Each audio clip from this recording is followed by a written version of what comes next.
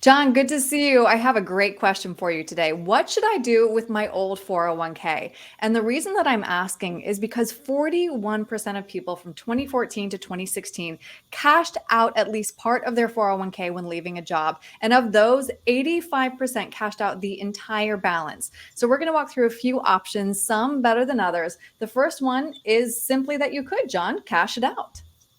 Sure. Cashing out is definitely one of those tempting things to do as a person. Maybe you have a home that you're trying to pay down. Maybe you have some old debt. You're thinking, well, maybe I can just pay that off and that's going to help my Mhm. cash flow. But the challenge is when you cash out, especially if you're under 59 and a half, you're going to look at a 10% penalty. And then you're also going to have to add that onto your taxes.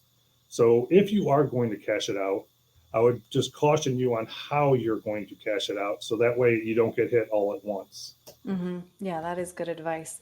And I know I understand why some people would want to do that, considering, changing jobs or losing a job, you feel very emotional. So it makes a lot of sense. The second option is that you could leave it with your old employer.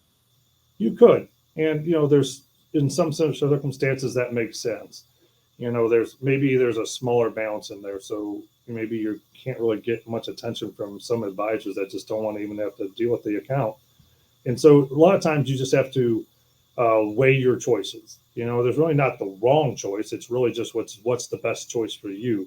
So Hmm. why would you leave it at your current employer? Well, maybe the fees are low inside there, and maybe you're also pretty good at picking your investments on your own. So that might be one of those opportunities where maybe you think about just staying put for the time being, and you know what? You can always change your mind down the road. Hmm. Now, the third option would be to roll the old 401k into your new employer's plan. Sure, that's always an option as well. For the most part, our next option is the one that I lean towards Hmm. in this scenario, just from the standpoint of, sometimes when you bring it to that next employer plan, it limits some of your options and your choices.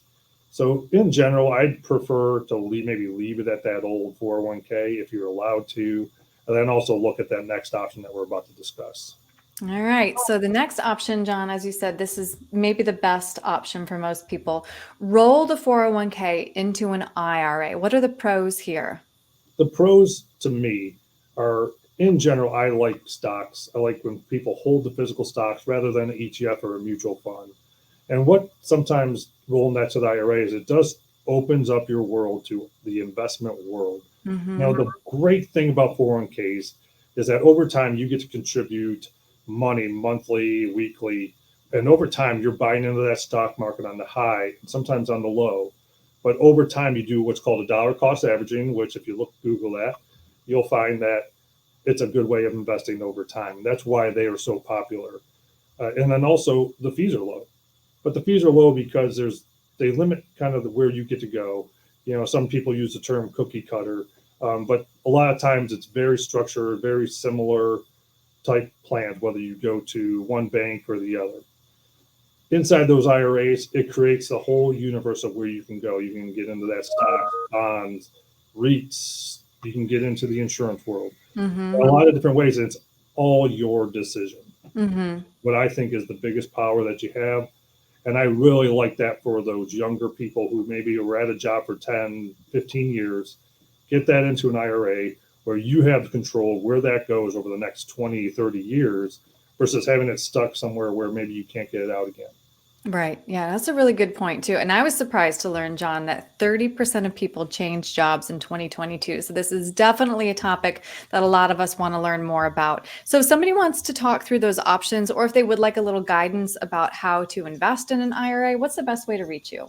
Yeah, that's 440-471-4300. You can also check us out on our website. It's clarkwealthadvisor.com. You can give us a call. I think a lot of times it's a scary thing. One of Hmm. the other advantages of the IRA that I feel like happens over time is that you get to start to create a relationship with somebody outside of that 401k. Because a lot of times there's not a lot of guidance inside those 401k plans. You Right. call up and you say, hey, what fund should I go into? And a lot of times they're not even really allowed to tell you.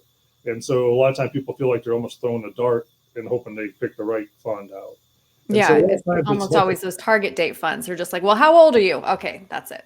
Correct. And a lot of times those don't get updated for years. And a lot of Right. things change in people's lives. So just creating that initial relationship with somebody who's in our industry, I think there's a value to that. Whether you choose to do it or not, it's still a good discussion and good option to look into. Absolutely. All right, John, thank you very much. Thank you. Take care now.